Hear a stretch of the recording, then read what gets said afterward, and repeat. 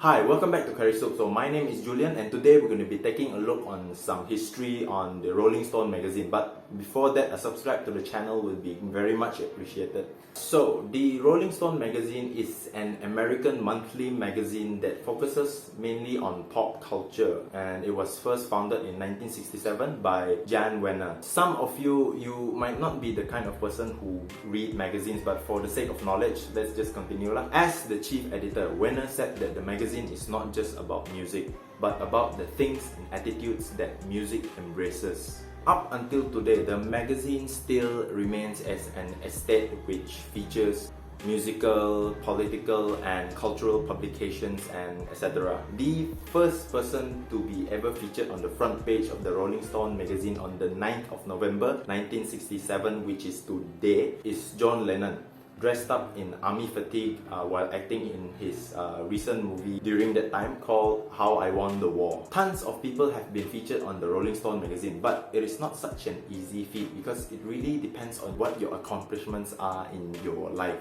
For instance, Bob Dylan, Barack Obama, The Voice and many more. Fun fact, the magazine was actually named after a Bob Dylan song called Like a Rolling Stone. If you go and Google Rolling Stone magazine, you would see many different kinds of covers that they have now, but I'm gonna show you the first ever issue in 1967. You're gonna compare how it has evolutionized throughout the years up until today. As you can see here, you might recognize some faces. There might actually be some musicians that you know, politicians, and these people have done what it took to be featured on the Rolling Stone magazine. Okay, so I think that's just about it for today. It's just a quick rewind on history, on what actually happened today on the 9th of November. And as the old saying goes, a Rolling Stone gathers no moss.